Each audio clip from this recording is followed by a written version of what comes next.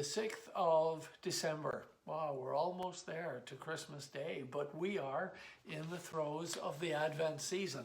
Now, I've decided to do this message from my home, from our dining room, because this, right up here, this nativity scene has core meaning to the message of today. Let's hear the word of the Lord, shall we, from Colossians and the 1st chapter, and we're going to hear the word of the Lord from the 15th verse.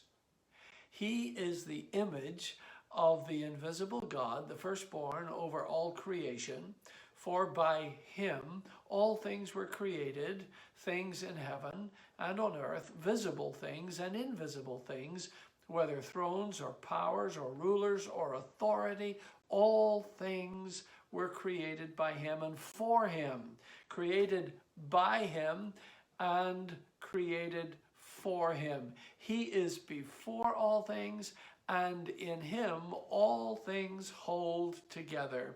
And he is the head of the body, the church. He is the beginning and the firstborn from among the dead, so that in everything he might have the supremacy. For God was pleased to have all his fullness dwell in him, and through him to reconcile to himself all things, whether things on earth or things in heaven, by making peace through his blood shed on the cross. This is the word of the Lord.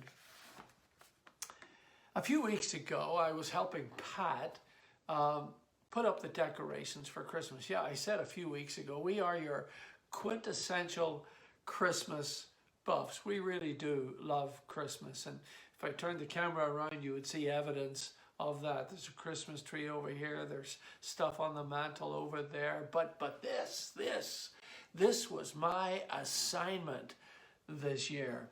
And so the supervisor of the decorating committee tasked me with the responsibility to put together the nativity scene. Now, I bought this nativity scene in Atlanta whenever I was with our good friends, the Doves, last November. And I packaged it away last year after we took down the decorations. I took it carefully out of the box, and this was my job. This here as well, but primarily the nativity scene. Oh, I took great care. I put each figure there in its right place. Now, some of these, according to the scriptures, shouldn't be in this nativity scene, but they're there. We'll get to that on another day. But here we have this beautiful scene that we're all familiar with. Now, I want to tell you something. I love putting things in the right place. So this shelf is dedicated space for the nativity scene at Christmas time. And so I carefully measured it out. Yeah, I measured it out.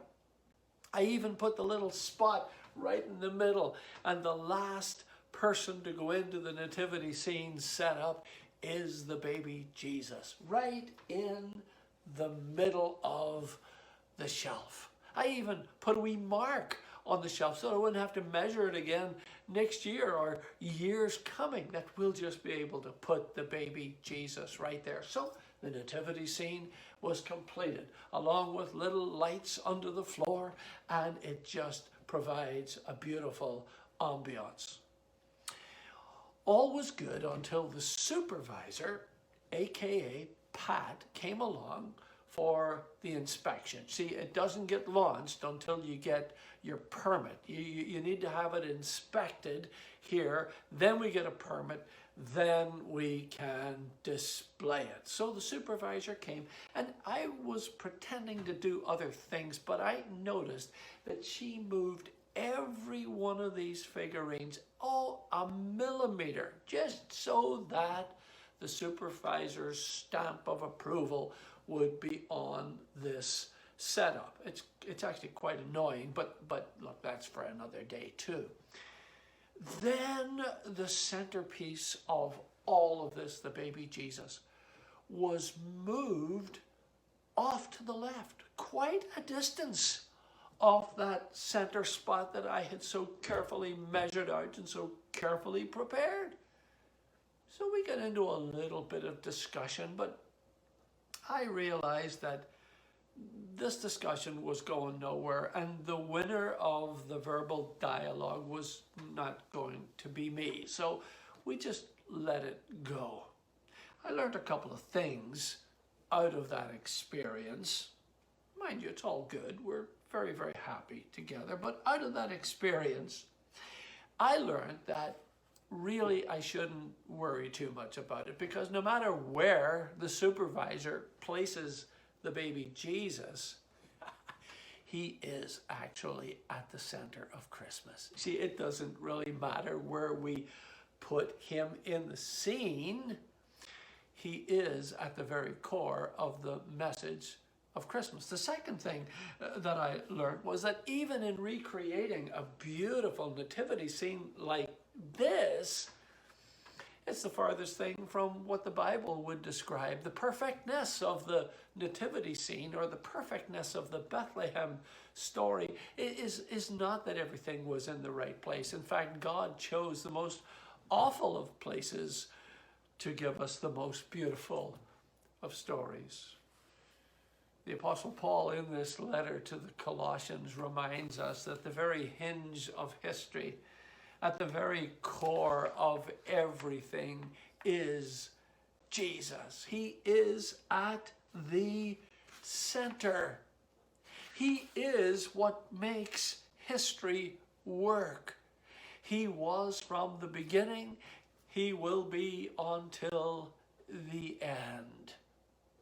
He was with the Old Testament patriarchs and prophets, as well as the New Testament epistle writers. He is with us, and it's at the very core of everything that we do. There is a great hymn entitled, "Christ is God's Centrality." I thought about that. I've never ever seen the words to this hymn. I've never sung the hymn, but it is to a familiar tune, "Take My Life and Let It Be." And here are the words of this hymn. It actually came from China. Watchman Nee and Witness Lee, who were two great Christians there in that part of the world, wrote these words. Now, it is to the tune of "Take My Life and Let It Be," so just try and figure the meter into the words I'm saying. Christ is God's centrality and his universality. He is God's delight and joy throughout all eternity. He's the embodiment of God. In him all God's fullness dwells.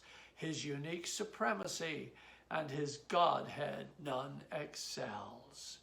All God's purpose is for him, that he might be all in all. All the things in heaven and earth with himself are made withal. All creation is for Christ. Everything was made by him. It is by him all things subsist. He's the hub and he's the rim. In redemption he is all. All through him is reconciled. By his blood all things with God, now in peace, are domiciled. He is the great beginning, and the church's living head. Her life is his, and content too, and the firstborn from the dead. In God's kingdom he is king. All the power to him is given. In his glory he shall rule over all in earth and heaven. In new heaven and new earth, center of all things he'll be, for that Godhead and for man throughout all eternity. The centrality of Christ. No matter what we do, no matter how correct we get the decorations, isn't it good to know that Jesus Christ is at the center, not only of a nativity scene, but he's at the very center of our entire world, every single day of the year. So listen, If you don't tell, I won't tell. But I'm going to put Jesus back on the spot. Perfect. See you next week.